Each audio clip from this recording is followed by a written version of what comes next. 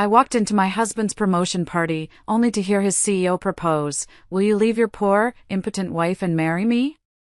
Everyone laughed. Then my husband said yes. So I went home and quietly cancelled everything. His 156 missed calls were just the beginning. Hello everyone. Thank you for being here with me today. Before I begin my story, I'd love to know which city you're joining us from. Please feel free to share in the comments. Now, let me take you into this story. That Thursday morning began like so many others had for the last 15 years. It began with the familiar sound of my husband Graham's bare feet padding across the hardwood floors of our cottage, the low hum of the coffee grinder in our kitchen, and the gentle creak of our bedroom door as he carried in my favorite ceramic mug. The one with tiny painted bluebonnets that I'd found at a little market in the hill country, back during our 5th year of marriage. Our cottage wasn't grand, but it was ours. Nestled right on the edge of the bay, it had Shaker-style siding painted a soft, welcoming gray, with a porch swing where we'd spend countless evenings watching the sun dip below the horizon, painting the water in hues of orange and pink. "Morning, Elle," he whispered, setting the steaming coffee on my nightstand. The rich aroma of hazelnut filled our bedroom, mixing with the salty air that drifted through the open windows. From our bed, I could see the fishing boats bobbing peacefully in the distance. It was a picture of tranquility, the very definition of the life I thought we had built. Graham slipped back under our handmade quilt, his warm body fitting perfectly against mine. I nestled into his shoulder, breathing in his familiar scent of cedar soap and something that was just him. It was the scent of safety. The scent of home. For 15 years, that scent had meant everything was right with the world. "Did you remember the splash of cinnamon?" I murmured against his chest, my voice still thick with sleep. "Just the way you like it," he said, his fingers tracing lazy circles on my back. "Light brown, not too sweet, with the little dash of cinnamon you pretend you don't want." He knew me. Or so I thought. This ritual, this simple cup of coffee, had been the anchor of our marriage. It had seen us through job changes, the loss of my parents and the painful process of settling their estate, through financial stress in the early years, and through countless ordinary days that somehow felt extraordinary simply because we shared them. Graham knew exactly how I liked my coffee, just as I knew he preferred his eggs slightly runny and his toast barely golden. These small, quiet intimacies had built the very foundation of what I believed was an unshakable, enduring love. I sat up, propping myself against the pillows, the warmth of the mug seeping into my hands. I took a sip. Perfect. As always. "I was looking at the estimates for the kitchen renovation again," I said, gesturing towards a folder on my nightstand. It was my pet project, a dream I'd been nursing for years. "I think if we go with the quartz countertops instead of the marble, we can definitely afford to get those custom cabinets you liked, the ones with the soft closed drawers." Graham's body tensed, just for a second. It was so brief, a flicker of tension in the relaxed lines of his shoulders, that I almost missed it. "Sounds expensive, honey," he said, his voice a little tight. "Are you sure now is the right time? With everything going on at work? Maybe we should just wait until my bonus comes through." "Graham, we've been saving for this for 3 years. I've been putting money aside from every wedding gig." I kept my voice light, but a small knot of confusion formed in my stomach. "Our accounts are healthier than they've ever been. I ran the numbers last night." I studied his face in the morning light. There were dark circles under his eyes, and his jaw was tight with a tension that had become more and more common over the past few months. He'd been distant, preoccupied. I'd told myself it was just work stress. "You've been working so hard lately," I said, softening my tone. "You deserve to come home to a space we both love, a kitchen we can really enjoy." He sighed and pulled me back down, kissing the top of my head. The gesture felt more like a deflection than affection. "You're right. I'm just stressed about this promotion decision. Veronica Davidson has been evaluating my portfolio for weeks, and I keep second-guessing every project I've ever touched." Veronica Davidson. His boss. the CEO of the entire firm. Graham mentioned her name with increasing frequency, always with that same mixture of professional anxiety and something else I couldn't quite identify. Respect, maybe, or an admiration that bordered on something more intense, almost obsessive. "She'd be crazy not to promote you," I said firmly, putting my hand on his cheek. "Your designs are brilliant, Graham. Remember that waterfront development project that won the State Architecture Award? That was all you." Graham's smile seemed genuine, but something flickered behind his eyes, a shadow that was gone as quickly as it appeared. "You always believe in me more than I believe in myself. That's what wives are for," I teased. And I meant it. With every fiber of my being, I believed my purpose was to be the wind beneath his wings. I had no idea he was preparing to fly away without me, and that I was the one funding the trip. Part 2, the gift from the heart. That feeling, that deep, unwavering belief in him, was why I'd spent the last 3 weeks on a secret project. It was meant to be a surprise for when the promotion came through, but seeing him so stressed, I decided now was the perfect time. "Actually, speaking of believing in you," I said, slipping out of bed and padding over to my closet. "I have something for you. An early promotion present." I retrieved the wrapped package I'd hidden in the back, behind a stack of old blankets. For weeks, after my evening piano students had gone home and the house was quiet, I'd stayed up late at my little sewing table. Under the soft glow of a single lamp, I'd worked, my fingers getting sore but my heart feeling full. I'd found the perfect piece of soft, burgundy leather at a specialty shop in the city, talking with the old shopkeeper for an hour about the right kind of wax thread to use. Then came the part that was truly me. I'd taken out sheets of heavy, cream-colored manuscript paper. And I'd composed. I wrote out, by hand, a suite of short musical pieces, each one telling a part of our love story. I wasn't just his wife, I was a musician, a composer. This was how I told our story best. There was the waltz, a light and playful tune that mirrored the way we'd hummed while painting our first tiny apartment, getting more paint on ourselves than on the walls. I remembered us collapsing in laughter, covered in beige paint. There was the sweeping, dramatic melody that had filled my head during his proposal at the old lighthouse, with the fog rolling in around us, making it feel like we were the only two people in the world. As I wrote it, I could almost feel the cool mist on my face and the solid weight of the ring in its box. And there was even the silly, staccato little song I'd made up about his morning coffee ritual, a tune that was as familiar and comforting as the ritual itself. Graham sat up in bed, unwrapping the package with careful fingers. His expression shifted from curiosity to absolute wonder as he opened the portfolio's cover. The rich, earthy scent of the new leather filled the space between us. He ran his hand over the hand stitching along the edges. "Eleanor, this is incredible," he breathed, his eyes wide with what looked like awe. He carefully lifted one of the music sheets, holding it as if it were a precious artifact. "Did you write all of these?" "Every note," I whispered, my heart swelling as I watched his face. He studied the carefully penned compositions, his lips moving silently as he perhaps read the titles. I thought you could keep your important architectural plans in here. And whenever you opened it for a client meeting, you'd remember that I believe in every blueprint you create. That we built all of this together." He put the portfolio down and pulled me into a hug, but it felt different from his usual embraces. It wasn't just warm, it felt almost desperate, like he was holding on for dear life. He buried his face in my hair, and his shoulders shuddered slightly. His voice was thick and muffled when he spoke. "I don't deserve you. I really, really don't deserve someone as talented and generous as you." At the time, I'd interpreted his words as humble gratitude, the emotional response of a man overwhelmed by a thoughtful, loving gesture. I'd simply held him tighter and whispered, "Of course you do." Now, looking back, I realized they might have been the only honest thing he said to me that entire week. It wasn't a declaration of love. It was a confession of guilt.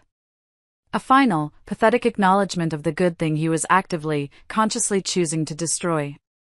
Part 3, the party. The rest of the day passed in a blur of happy anticipation. I taught a few lessons, my fingers dancing over the piano keys with a little extra joy, my mind already celebrating his future success. Around 2 o'clock, my phone buzzed with a text from Graham. My heart leaped. Got the promotion. Senior Vice President at Davidson and Associates. Veronica made it official. Can't believe this is really happening. I actually squealed, a sound of pure delight that made my student, a sweet 12-year-old named Lily, jump and miss a note. Sorry, sweetie, I laughed, my cheeks flushed with excitement. Just got the most wonderful news about my husband. Lily, bless her heart, grinned at me. That's great, Mrs. Miller. My mind immediately started racing. This was it. This was the moment we had been working toward for years. The financial security, the professional recognition, the validation of all his incredible talent and hard work. He had another text waiting. I opened it, my hands trembling slightly. The annual client gala is tonight. It's turned into a celebration for me. You have to come. 7 p.m. The Grand Ballroom downtown. It was incredibly short notice, but it didn't matter. Nothing else mattered. I called my last student's mother and apologized profusely, rescheduling the lesson. This called for a grand gesture. I wouldn't just meet him there. I would bring the portfolio. I would walk in and surprise him, not just as his wife, but as his biggest supporter, presenting him with this symbol of our shared journey right at his moment of triumph. I spent the next few hours in a whirlwind of preparation. It felt like getting ready for a first date all over again. I pulled out my best dress from the back of the closet, a deep sapphire blue silk that Graham always said brought out the gold flecks in my eyes. I spent a full hour on my hair and makeup, wanting to look like the proud, elegant wife of a new senior VP. I put on the simple pearl earrings that were my grandmother's, part of a small inheritance she'd left me, and carefully rewrapped the leather portfolio in ivory tissue paper, tying it with a thick, burgundy ribbon. The drive into the city was filled with dreams. I pictured the look on his face when I walked in. I imagined the proud smile he'd have when he introduced me to his colleagues and clients. Maybe this promotion meant we could finally take that trip to Italy we'd always talked about. The grand ballroom was even more lavish than I'd imagined. Crystal chandeliers dripped from the ceiling, casting a golden glow over hundreds of people in tuxedos and evening gowns. The air buzzed with expensive chatter and the clinking of champagne flutes. I handed my coat to an attendant and smoothed down my dress, feeling a little self-conscious, a piano teacher in a sea of corporate sharks. But the thought of Graham's face, of his success, kept me moving forward. I clutched my beautifully wrapped gift and began scanning the massive room for him. As I made my way through the crowd, a few of his colleagues saw me. There was Sterling, a slick architect known for his ambition, who I'd met at holiday parties before. He gave me a strange look, a flicker of something that looked like pity in his eyes, before he quickly turned away and got lost in a conversation. Another woman from his department offered me a tight, forced smile. I brushed it off. They were probably just surprised to see me, an unexpected face at such a high-powered event. I told myself their awkwardness was my own projection. I was the one who felt out of place. Part 4, The Public Proposal. After a few minutes of searching, I finally spotted him across the room. He was standing in the center of a circle of important-looking people, a glass of champagne in his hand, laughing at something someone had said. He looked so handsome, so utterly confident in his tailored suit. He was glowing with success. And right beside him, practically attached at his hip, was Veronica Davidson. She was exactly as I'd pictured her from Graham's descriptions, tall, impossibly elegant in a severe black gown, with sharp features and a smile that didn't quite reach her cold, calculating eyes. She had one hand resting on Graham's arm in a way that was just a little too familiar, a little too possessive. But even then, I told myself I was being paranoid. She was his boss, his mentor. Of course, she was proud of him. My heart was beating fast with a mix of nerves and excitement as I started to make my way through the crowd. The portfolio felt solid and real in my hands, a tangible piece of our shared history. I was about 20 feet away when the group's laughter died down. Veronica raised her champagne flute, tapping it with a perfectly manicured nail to get everyone's attention. The small circle, and then the larger room, gradually fell silent. An expectant hush fell over the gala. "A toast," she announced, her voice carrying across the space with practiced authority. She radiated power. "To Graham Miller, our new senior vice president, who has shown us all what true ambition and dedication look like." A wave of polite, corporate applause filled the room. I smiled, my heart swelling with so much pride I thought it might burst. This was it. This was his moment. I took another step forward, ready to join them, ready for him to see me and share this incredible moment. But then Veronica turned her sharp gaze fully on him, her smile turning predatory. Her eyes swept over the crowd for a moment, as if ensuring she had the largest possible audience. "Graham, darling," she purred, her voice dripping with condescension, loud enough for everyone nearby to hear clearly. "Now that you're finally getting what you deserve, there's just one more question." She paused for dramatic effect, a cruel smirk playing on her crimson lips. Her eyes met mine for a split second across the room. "I'm sure of it." She saw me. And she smiled. Then she turned back to my husband. "Will you leave your poor, impotent wife and marry me?" The words hit me like a physical blow. My breath caught in my throat. The glass chandeliers seemed to dim, the noise of the room fading to a dull roar in my ears. Poor. Impotent? The words didn't make sense. They were nonsensical, alien. This had to be some kind of sick, corporate joke that I didn't understand. A hazing ritual for the newly promoted. It had to be. But then, the people in their circle, his colleagues, his friends, people who had been to our home for dinner, they didn't look shocked. They chuckled. A few of them laughed out loud, a cruel, knowing, sycophantic sound that echoed in the suddenly silent ballroom. They were all in on it. This wasn't a joke. It was a performance, and I was the punchline. I stared at Graham, my husband of 15 years, my partner, my best friend. I prayed, with everything I had left in me, that he would defend me. That he would shut her down, tell her she was out of line, his face hardening with anger at the insult. I willed him to turn, to look for me in the crowd, to show them all who he was loyal to. He didn't. He just beamed.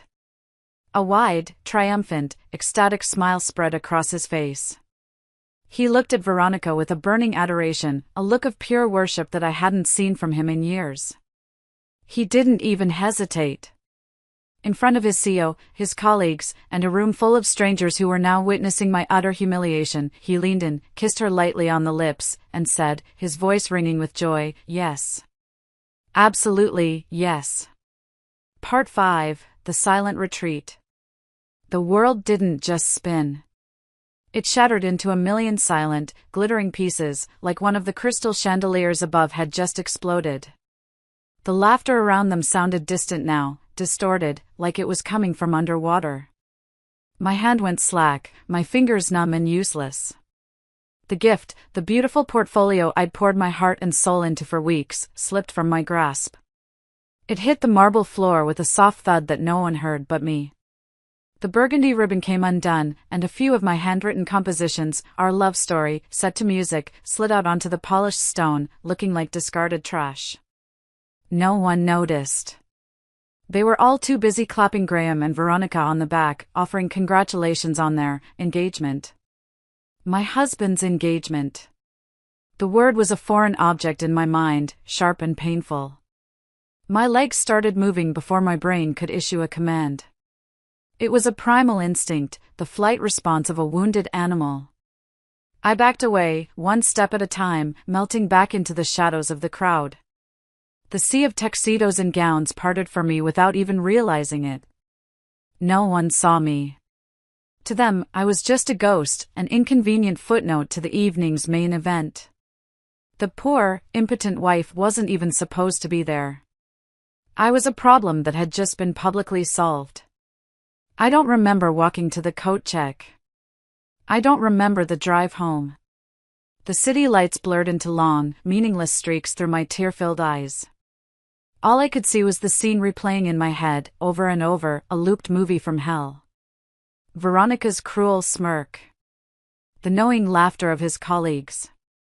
And Graham's face, the pure, unadulterated joy on his face as he agreed to discard me, to throw our 15 years away like they were nothing. Every memory was now contaminated. Every late night he'd spent working on a deadline was a lie. Every business trip was a lie. I remembered a credit card bill from a few months back with a charge from a fancy jewelry store. When I'd asked, he said he'd bought a new watch for himself, a reward for a project well done. He'd never worn a new watch. The new cologne I'd noticed, the expensive gym membership he'd suddenly insisted on, he hadn't been improving himself for me. He'd been preening for her. I felt a hot flash crawl up my neck as a pure, cold rage began to burn through the shock. I stumbled into our dark, empty cottage. Our home. The home I had managed, the finances I had meticulously tracked, the life I had orchestrated so that he could pursue his brilliant career. I walked through the living room and my eyes fell on our wedding photo on the mantelpiece. Two impossibly young people, smiling without a clue. That girl, that 28-year-old me, had no idea she was marrying a man capable of such elaborate, cruel deception. And then my phone buzzed. It was in my small evening bag, vibrating against my hip. I pulled it out, my hands shaking. A text message. It was from Graham. Amazing night. I'm being celebrated by everyone. This is the start of everything. Wish you were here. Love you. The casual cruelty of it, the sheer audacity of the lie, snapped something deep inside of me. The shock vanished. The grief evaporated. And in its place, something cold and hard and sharp began to form in my chest where my heart used to be. He was still there, at that party, celebrating his new life, thinking I was at home, the dutiful wife, completely, blissfully oblivious. He had no idea what a terrible, life-altering mistake he had just made. He thought he had just secured his future. He had no idea he had just declared war on the one person who held all of his strings.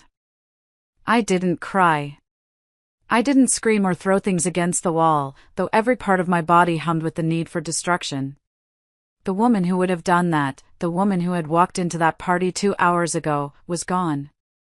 She had died on that marble floor.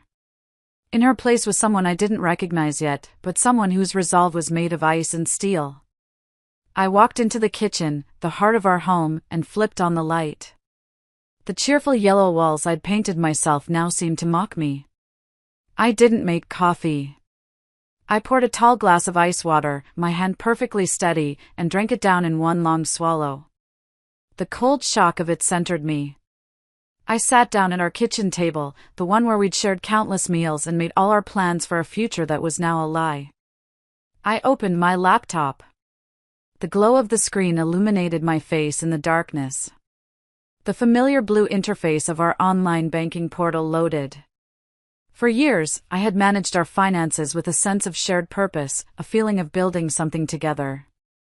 Graham always said he was terrible with money and that he was lucky I was so good at it. You handle the boring stuff, Elle, you're brilliant at it. Let me focus on the architecture. He saw it as a chore I was handling for him. He had no idea it was my domain. It was my power. Our joint checking account showed $63,481. Money I'd always thought of as ours. I opened a new, blank spreadsheet. With the methodical precision of a surgeon, I began a forensic accounting of our life together. I started documenting the source of every single deposit over the past 2 years. My income from piano lessons, $150 per week from 12 regular students, a steady, reliable stream. My income from wedding and event performances, anywhere from $800 to $1,500 per event, which I did 2 or 3 times a month. My summer music camps, where I taught intensive workshops for gifted young musicians, $3,000 for each 2-week session. The numbers on the screen painted a picture I had somehow never allowed myself to fully see. Graham's architectural salary was a solid, steady number. But my artistic work, the work he just stood by and allowed another woman to dismiss as the hobby of a poor wife, generated nearly 60% of our total household earnings. I was the primary breadwinner. I had been for years. I clicked over to our savings account, $42,119. Earmarked for the kitchen renovation he'd been so hesitant about. Of course he was. Why would he want to invest in a home he was planning on leaving? But he didn't know the whole story. He had no idea about my separate business account, an LLC I had set up for my corporate event gigs to keep the accounting clean. That held $21,500. He didn't know about the emergency fund I'd been secretly building, putting aside $50 from every wedding I played into a high-yield savings account he didn't know existed. That held $7,800. And he certainly didn't know about the small investment account I'd opened with the inheritance money my grandmother had left me after her funeral. She had always told me, "Eleanor, a woman must always have her own nest egg." I had thought it was old-fashioned advice. Now, it felt like a prophecy. That account had grown to over $35,000. He thought I was poor. He thought I was dependent. He had no idea how financially independent I truly was. He had no idea who he was really dealing with. My fingers flew across the keyboard, not with panic, but with a cold, calculating fury. The kitchen table was no longer a place for family meals. It was my war room. My rage was no longer a hot, chaotic fire, it was a cold, efficient engine. I pulled up the credit card management portal on my laptop. 5 accounts, all in both our names, but he was the primary user of 4 of them, each with a supplementary card in his wallet. The Platinum Visa he used for his expensive suits and the latest gadgets. The business American Express that supposedly covered client entertainment, dinners that I now realized were intimate meals with Veronica. The store cards for Nordstrom and Best Buy, where he'd bought things I'd never seen. My fingers trembled slightly, not with fear, but with anticipation as I dialed the first customer service number. The cheerful, scripted voice on the other end felt like it was from another planet. "Hello, this is Sandra with Platinum Customer Care. How can I assist you today?" My voice, when it came, was steady. Rock steady. "Hello, Sandra. I need to cancel my account immediately." "I'm sorry to hear that, ma'am. We value your business. May I ask the reason for cancellation? Perhaps I can offer you a lower interest rate or some bonus points." A humorless smile touched my lips. "Fraudulent use," I replied, the words tasting like justice. "I've discovered extensive, unauthorized charges by the secondary cardholder." There was a pause, and then a flurry of typing. "I understand completely, ma'am. I'll process that for you right away." It took 12 minutes. 12 minutes to sever his access to $25,000 in credit that he'd been using to wine and dine his boss while I was at home, teaching children to play Chopin and meticulously managing our finances for a fake future. The American Express call was even more satisfying. When the representative asked for the reason, I said, calmly and clearly, "The secondary cardholder has been using this corporate card for personal expenses disguised as business transactions. I believe it constitutes corporate fraud, and I will be retaining all statements for my records." The representative's tone shifted from bored to alert.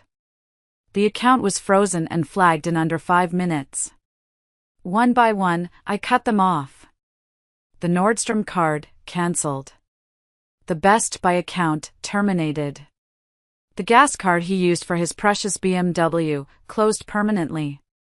Next, I went after his automated lifestyle, the seamless, stress-free world I had so carefully constructed and paid for. Spotify Premium, where he listened to his curated playlists on his drive to work. I logged into the account online. Cancelled. Effective immediately. Netflix, the premium family plan he used to watch architectural documentaries. Cancelled. Amazon Prime, his lifeline for impulse purchases and free shipping. I called, canceled the membership, and requested a prorated refund. We're making some changes due to a sudden shift in our financial circumstances, I told the representative, the irony thick in my voice. The final cut was the most personal. Fresh Direct, the meal delivery service that brought expensive, pre-made gourmet meals to his office 3 times a week for those late nights. I had encouraged it, thinking I was helping him stay healthy during stressful work periods. Now I pictured him and Veronica sharing those meals over architectural plans, laughing at me. I canceled the subscription, my fingers hitting the keys with a final, satisfying thud. There was one last thing to do. I scrolled through my contacts and found the number for Rodriguez Locksmiths. A no-nonsense woman named Elena had installed our original locks years ago. She was a widow who had taken over her husband's business, and I'd always admired her strength. She answered on the second ring. Elena, this is Eleanor Miller from the cottage on the bay.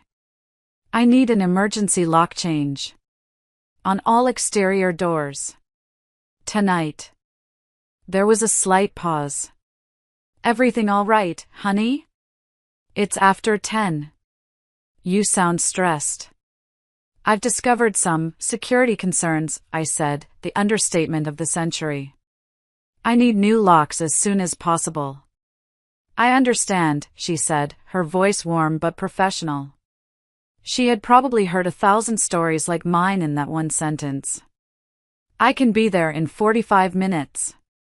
You want the deadbolts changed too? Everything, I said. Front door, back door, garage entry. I want completely new keys. After I hung up, I leaned back in my chair. The house was quiet. My laptop screen glowed in the dark. For the first time in hours, I took a deep, shuddering breath. It wasn't a breath of sadness or panic. It was a breath of pure, cold, liberating oxygen. The war had begun. And I was just getting started. The next few days passed in a strange, hyper-focused haze. Elena, the locksmith, arrived as promised. She worked with quiet efficiency, her presence a calming, solid force in my chaotic world. As she handed me the shiny new set of keys, she looked me straight in the eye. You take care of yourself, honey, she said. Whatever is going on, you're doing the right thing. That small moment of solidarity from a near stranger meant more to me than she could ever know. I barely slept. I ate toast standing over the sink.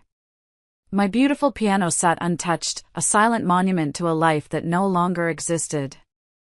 My entire world had been reduced to the glowing screen of my laptop and the growing pile of financial documents on my kitchen table.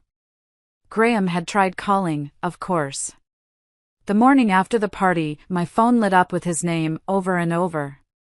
I watched it vibrate on the counter, a frantic, buzzing insect, and I let it go to voicemail every time. Then came the texts, a rapid-fire progression from confusion to annoyance to panic. Where are you? Eleanor, pick up the phone. This isn't funny. My card just got declined at the coffee shop. Did you forget to pay the bill? Call me. What the hell is going on? My Amazon account is cancelled. My key isn't working. The obliviousness, the sheer entitlement, was staggering. He didn't ask if I was okay. He didn't ask what was wrong.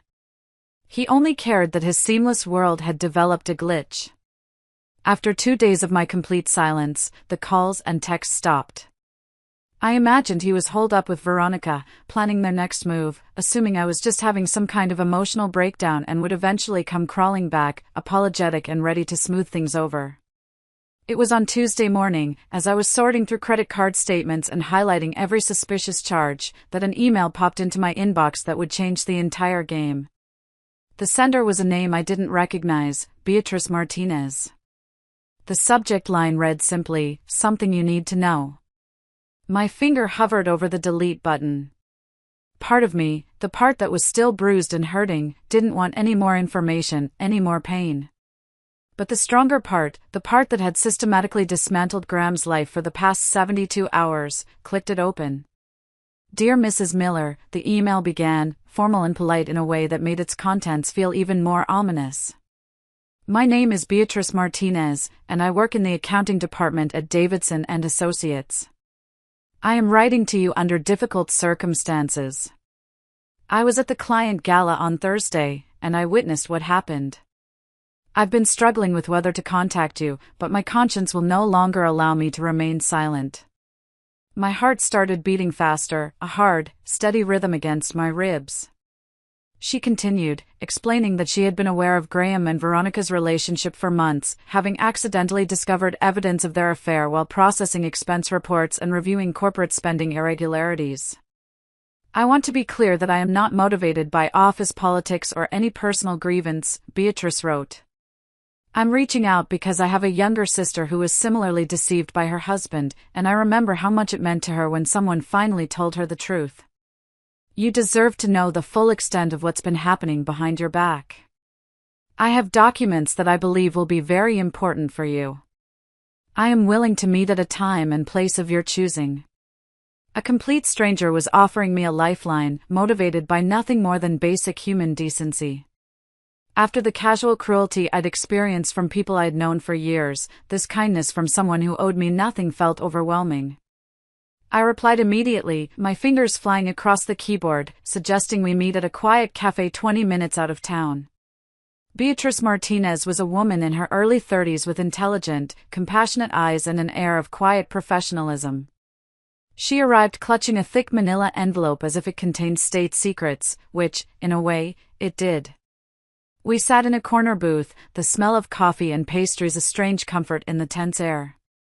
I am so sorry, Eleanor, she began, her voice soft but steady.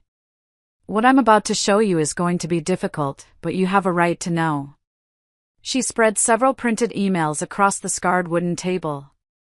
They were between Graham and an old college friend. My eyes scanned the first one, dated 4 months ago. My hand shook as I held the paper. You were right, office affairs are dangerous. But sometimes the risk is worth the reward. V is making moves that could benefit both of us professionally, and the personal benefits aren't exactly a hardship either. Best part is, Eleanor is completely oblivious. She's too wrapped up in her little piano students and wedding gigs to notice I'm building my real future. Little piano students. The phrase felt like a physical slap. The career that paid for more than half of our life, the passion he always claimed to admire, reduced to a trivial hobby that kept me conveniently distracted. The second email was worse. He described Veronica as everything Eleanor isn't, ambitious, sophisticated, a real partner who understands the corporate world. He talked about their plans with the cold detachment of a business transaction. V is already hinting about opportunities in the firm's new West Coast branch. 6-figure salary, executive benefits, and a partner who gets it. I've been subsidizing Eleanor's music hobby for years. Time to upgrade. Upgrade. He was talking about me like I was an old piece of software. A thing to be discarded. Then Beatrice pulled out her phone. This was recorded accidentally during a budget meeting where I was taking notes, she said apologetically. She pressed play. Graham's voice filled the small space between us. He was laughing. And the best part is, Eleanor puts every penny she earns into our joint accounts. The sweet, trusting artist actually thinks we're saving for our future together. She has no idea I'm planning to file for divorce as soon as the promotion is secure. Veronica's throaty laugh crackled through the speaker, a sound like acid. She sounds adorable. Does she still leave you those little notes in your briefcase? Every morning, Graham replied, and I could hear the eye roll in his voice, the utter contempt. It would be endearing if it wasn't so pathetic. But her earnestness makes the financial arrangement very convenient. She's basically funding my exit strategy without even realizing it. I sat there, listening to the man I loved calmly and cruelly dissect my trust and turn it into a weapon against me. Beatrice also provided the expense reports. Dinners for 2 at romantic restaurants. A weekend stay at a mountain resort he told me was an architectural conference. It was all there. A detailed, documented, irrefutable history of his betrayal. When she was done, I looked at her, my eyes clear and dry. "Thank you, Beatrice. You may have just saved my life." She just nodded, a look of profound empathy on her face. "Go get him," she whispered. And I knew, with every fiber of my being, that I would. Armed with the explosive contents of Beatrice's manila envelope, I knew my next step couldn't be a simple local divorce attorney. This wasn't just a messy breakup anymore. This wasn't just adultery. This was a calculated, long-term campaign of emotional and financial fraud.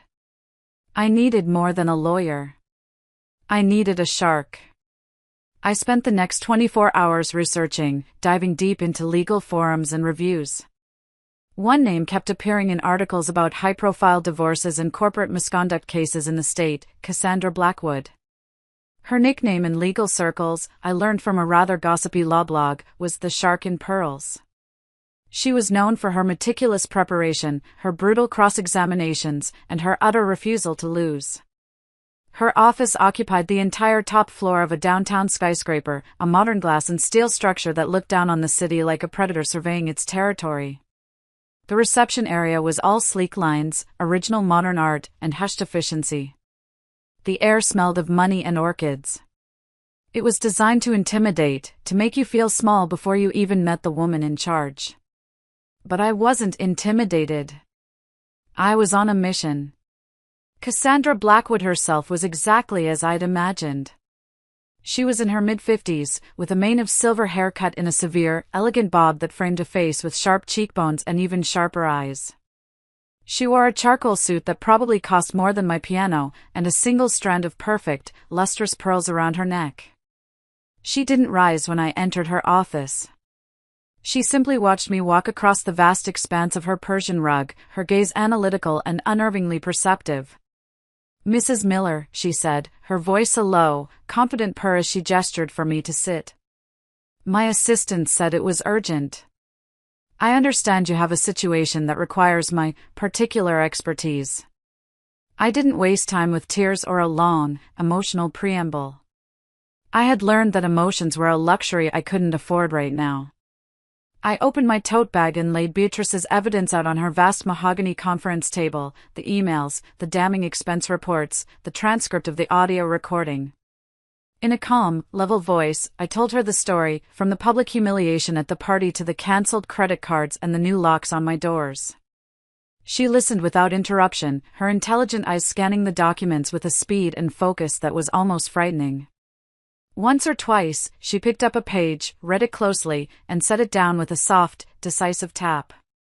When I finished, she leaned back in her massive leather chair, her fingers steepled under her chin. A slow, predatory smile spread across her face. It was the first genuine smile I'd seen in days, and it was terrifyingly beautiful. "Well, Eleanor," she said, and the way she said my name made me feel like we were co-conspirators, partners in a righteous crime. "Your husband is an arrogant fool. And arrogant fools make mistakes. He has made several critical errors. First, he documented everything. Second, he involved his workplace in his personal misconduct, creating a massive liability for a publicly traded company. And third, and most fatally, he underestimated his wife." She picked up a heavy, gold-plated pen and a crisp legal pad. "This isn't just grounds for divorce," she declared, her eyes gleaming with the thrill of the hunt. "This is grounds for total financial annihilation." For the first time since I'd walked out of that ballroom, I felt a flicker of something that wasn't pain or rage or a desire for revenge. It was hope. It was the feeling of putting a weapon into the hands of a master. And I knew, with absolute certainty, that Cassandra Blackwood would not miss. Cassandra moved with breathtaking speed and efficiency. She assembled a team within hours. "Standard adultery cases are messy and often emotionally draining," she explained during our first official strategy session, her pen flying across a legal pad, sketching out a complex web of legal actions. "They dissolve into he said," she said. "But Graham hasn't just cheated, Eleanor. He has committed calculated, premeditated fraud. This changes everything. She explained the strategy in clear, concise terms. His emails discussing his plan to use marital assets for his exit strategy constitute theft of marital property. The recordings show conspiracy to commit financial fraud between him and his direct superior. His affair with Veronica, given their power dynamic, is a massive corporate liability. We're not just going to divorce him. We're going to dismantle his entire crooked enterprise. She brought in a forensic accountant, a sharp, no-nonsense woman named Dr. Chin, whose specialty was uncovering hidden assets and financial deceptions. I spent a full day with Dr. Chin, handing over 15 years of bank records, tax returns, and the detailed spreadsheet I'd started on my own in my kitchen war room. She treated my spreadsheet with the respect of a professional colleague. "This is excellent work, Mrs. Miller," she'd said. "You've already done half of my job for me." Dr. Chin's final report came back a week later, and it was even worse, and better for our case, than I had thought. "Financial infidelity always leaves a trail," she explained, pointing to a color-coded chart that detailed Graham's spending over the past year. "People think cash or Venmo is invisible, but it all connects back somewhere." The chart showed that over the past 6 months alone, Graham had spent over $15,000 on suspicious, non-household expenses. All of it from our joint account, the account my income primarily funded. There were charges for jewelry from a boutique I had never heard of, a delicate gold bracelet that was certainly not his style. There were charges for lingerie from an expensive shop downtown. There were dinners for 2 at restaurants he'd claimed were for client networking, always on nights I was teaching late or playing a wedding. There was a weekend charge for a couple's massage at a mountain resort he'd told me was a solo architectural conference. "He was essentially forcing you to pay for your own betrayal," Dr. Chin said, her voice laced with professional indignation. "The court will not look kindly on this." Meanwhile, Cassandra's young, brilliant paralegal was digging into the corporate policies of Davidson and Associates. What he found was pure gold. The company, being publicly traded, had an extremely strict, ironclad policy about supervisor-subordinate relationships.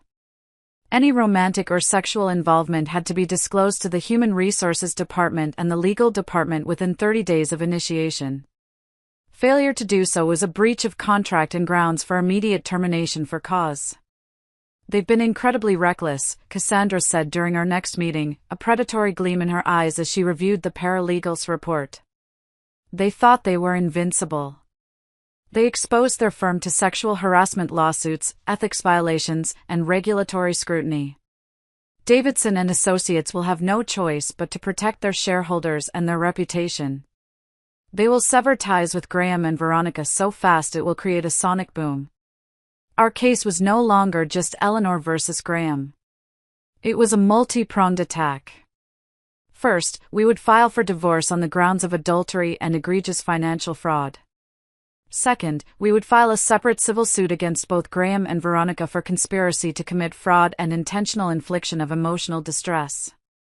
Finally, we would compile a neat, undeniable package of their corporate policy violations, complete with evidence, and have it ready for the company's board of directors. The strategy was set. The evidence was irrefutable. All that was left was to choose the perfect moment to light the fuse. "He needs to be served," Cassandra said during our next meeting, her voice cool and decisive. "But a simple process server showing up at home or at the office is too quiet. It's too private. The humiliation he inflicted upon you is public. The consequences must also be public." Her eyes lit up with that familiar, dangerous gleam that I had come to find incredibly comforting. She pulled up the corporate calendar for Davidson and Associates on the large monitor in her conference room. Her finger traced down the list of events. "The annual shareholders presentation," she said, tapping the screen. The event was scheduled in 2 weeks. The entire board of directors will be there. All major investors. The financial press. And as the newly promoted senior vice president, Graham will almost certainly be giving a key presentation on his new projects. The plan was audacious. It was brutal. It was theatrical. And it was absolutely perfect. It was justice. We would hire 2 highly experienced, professional process servers, one for Graham, one for Veronica. They would be dressed in corporate attire and would blend in with the attendees. They would wait until the precise moment Graham was on stage, at the podium, at the absolute peak of his professional triumph, basking in the glory of his new position. And then, in front of the board, the investors, and the media, they would walk up and serve them both with legal papers. The 2 weeks leading up to the presentation were the longest and strangest of my life. I operated on autopilot. I taught my students, my fingers finding the right keys out of pure muscle memory. I went for long walks along the bay, the cold autumn air a welcome sting on my cheeks. My entire being was a coiled spring, focused on that one day, that one moment. I spent hours with Cassandra and her team, preparing for every contingency. We rehearsed my role, my statement. "You will be there, Eleanor," Cassandra had insisted, overruling my initial hesitation. "You will not hide. You need to be there to witness it. He needs to see you. He needs to see that you are not broken. You are the one holding the sword." So I prepared my own armor. I went shopping. I didn't buy a dress of mourning or a dress of anger. I bought a dress of power. It wasn't the soft, romantic blue silk he'd loved. It was a tailored, powerful sheath dress in a shade of deep, unapologetic crimson. I stood in front of the mirror in my bedroom, the room we had shared for 15 years, and I practiced my statement until the words no longer made my voice shake, until they felt like they were forged from steel in my very soul. I was no longer the grieving wife. I was no longer the victim. I was the architect of his downfall. And the storm was about to break. The day of the shareholders' meeting was crisp and clear, the kind of autumn day where the sky is a piercing, unforgiving blue. I woke up before the dawn, not with anxiety, but with a profound and unfamiliar sense of calm. I went through my morning routine, but it was different now. I made coffee for one. The ritual was no longer about love and partnership, it was about fueling myself for the task ahead. I stood in front of my mirror, not looking at a heartbroken woman, but at a soldier preparing for battle. The crimson dress fit perfectly. It was the color of rage, yes, but it was also the color of life, of power. I put on my grandmother's pearl earrings, a reminder of the quiet strength of the women who had come before me. I arrived at the downtown convention center and slipped into the vast auditorium, taking a seat in the back row, just as Cassandra had instructed. The room was massive, filled with hundreds of people in dark business suits. The air crackled with the low hum of money and power. I felt invisible, and for the first time, I welcomed the feeling. I was the hidden blade, waiting in the shadows. After a series of mind-numbingly boring presentations on financial projections and market growth, the chairman of the board took the stage. "And now," he boomed, his voice echoing through the state-of-the-art sound system, "to present our vision for the future of sustainable urban design, a testament to the innovation that drives this company, I'd like to welcome our new senior vice president, Graham Miller." A polite, corporate applause filled the room as Graham walked onto the stage. He looked so confident, so pleased with himself, so at home in the spotlight. He stood at the sleek, modern podium, smiling out at the crowd, at the investors, at the press. He was on top of the world, the master of his universe. He began his presentation, his voice smooth and practiced. He spoke about innovation and ambition, using buzzwords that meant nothing but sounded impressive. I watched him, and I felt nothing. No love, no hate. Just a distant, clinical detachment. He was a problem to be solved. About 5 minutes into his speech, just as he was pointing to a complex architectural rendering on the giant screen behind him, I saw them. 2 figures, a man and a woman, both dressed in unremarkable dark suits, got up from their seats near the front. They began walking calmly but purposefully toward the stage from opposite aisles. They moved with an unhurried grace that was somehow more menacing than any sudden rush. They walked up the short steps on either side of the stage. Graham faltered mid-sentence, his eyes darting from one to the other, a flicker of confusion on his handsome face. The room began to murmur. The mail process server reached him first. He didn't shout. He didn't make a scene. He simply stood next to the podium. "Graham Miller," he said, his voice not loud, but carrying with perfect, chilling clarity in the suddenly hushed room. "You've been served." He placed a thick manila envelope on the podium directly in front of Graham. A camera from the press section flashed, the sound like a gunshot in the silence. Graham's face went through a rapid, sickening series of emotions, confusion, then annoyance, then dawning, horrified recognition as he saw the legal heading on the documents. His eyes frantically scanned the room, searching for an explanation, and then they found me, sitting in the back row. Our eyes locked across the vast auditorium. The confident mask shattered, replaced by pure, unadulterated panic. He knew. Simultaneously, the female server approached Veronica, who was seated in the front row like a queen holding court. "Veronica Davidson," she said, her voice just as clear, just as final. "You've been served." Another thick envelope landed in her lap. More cameras flashed. A wave of murmurs and gasps rippled through the auditorium as people realized this was not part of the presentation. That was my cue. As Cassandra had instructed, I stood up. Every head in that room turned to look at the woman in the crimson dress standing in the back. I let the silence hang for a beat, letting the weight of the moment settle. Then, my voice clear and steady, carrying across the dead silent room without the need for a microphone, I delivered the line I had practiced 100 times. "That's for theft of marital assets and conspiracy to commit financial fraud," I announced. I took a small, deliberate step forward into the aisle, claiming the space. Turns out your sweet, naive artist wife learned a few things about protecting herself. The shock in that room was a physical thing. You could feel it in the air, thick and heavy. Graham stood frozen on the stage, a deer in the headlights, clutching the papers that were detailing the complete and utter ruin of his life. Veronica looked like a marble statue, her face a mask of disbelief. The board of directors were staring, mouths agape, looking back and forth between the stage, the front row, and me. And in that moment, in that perfect, beautiful, terrible silence after my words landed, I felt a strange sense of connection, not just to the justice I was claiming for myself, but to all of you who might be listening to this right now, who have ever felt underestimated, betrayed, or silenced.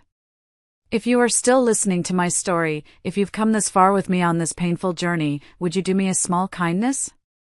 Please help me by liking this video and just commenting the number 1 down below.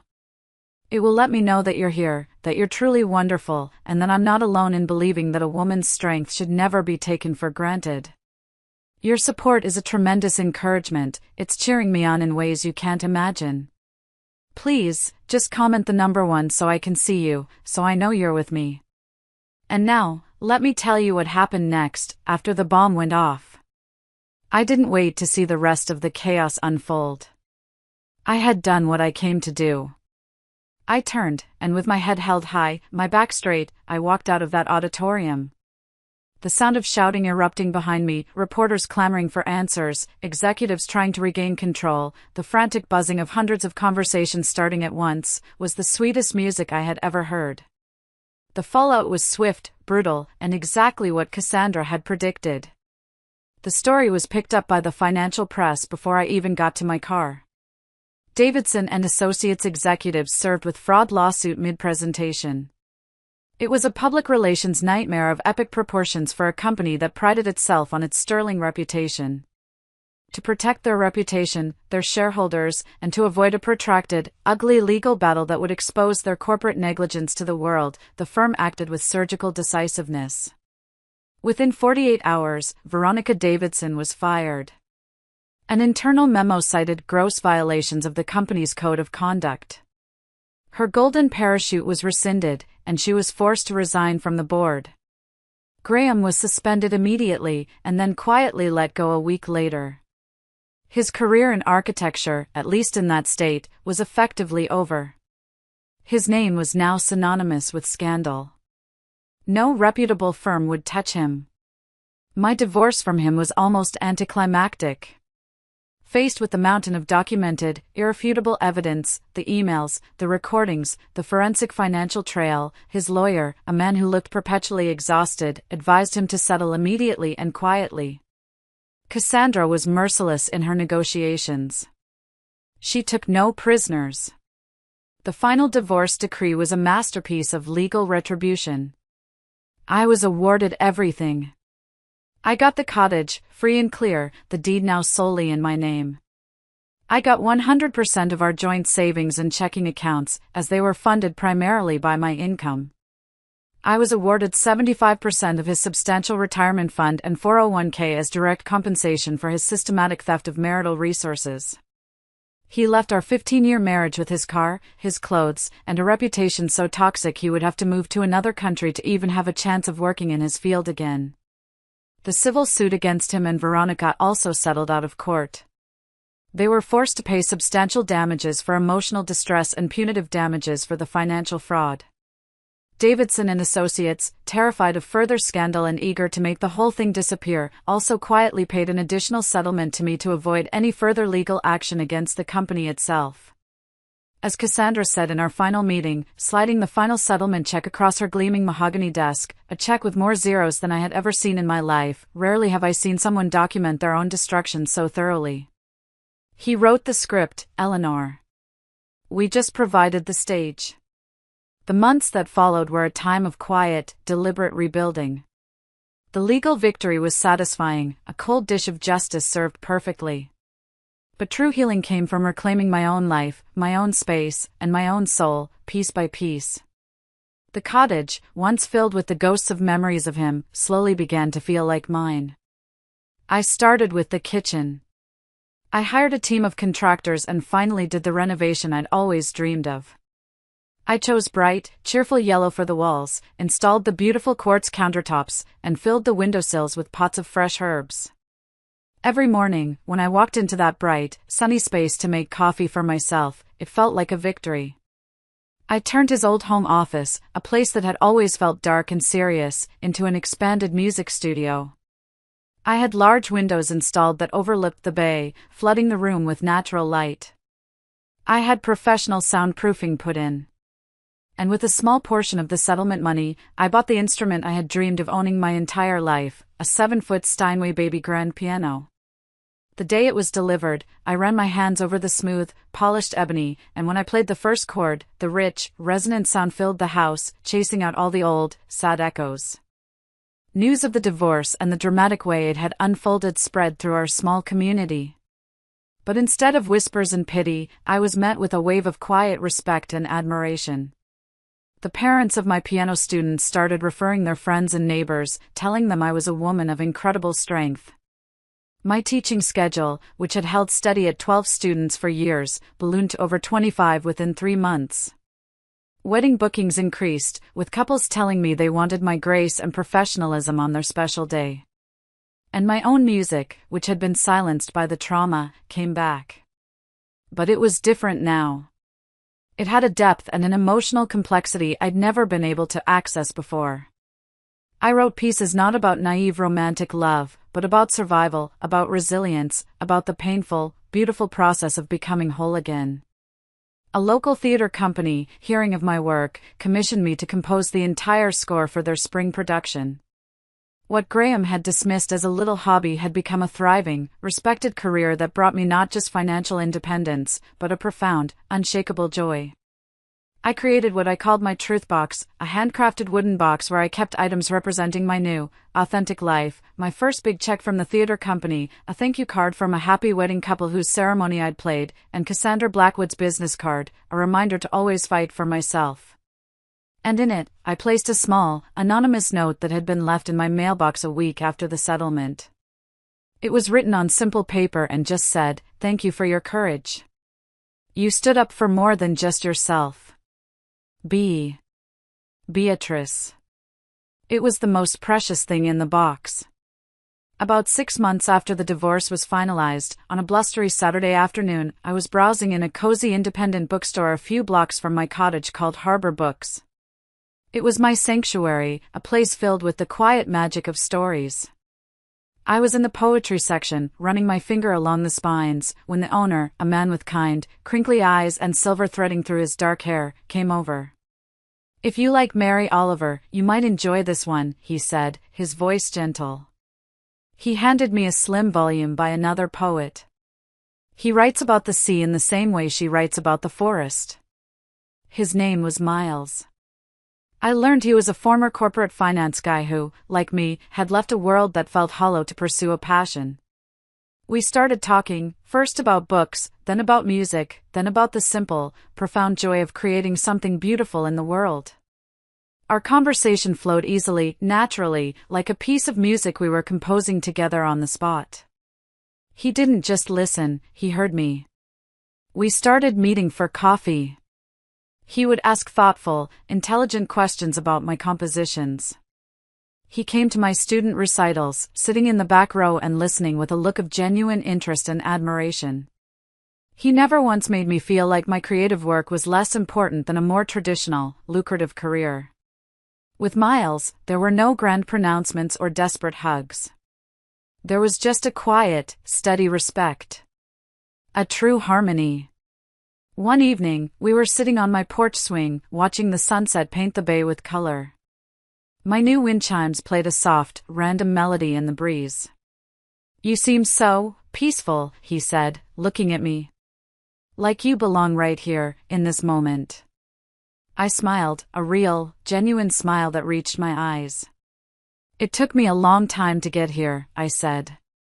Graham's betrayal had taught me a painful but invaluable lesson: how to distinguish between a loud, dazzling performance and a quiet, authentic melody. I had learned to trust my own instincts, my own inner music. My life now is quieter than it was, but it is infinitely richer.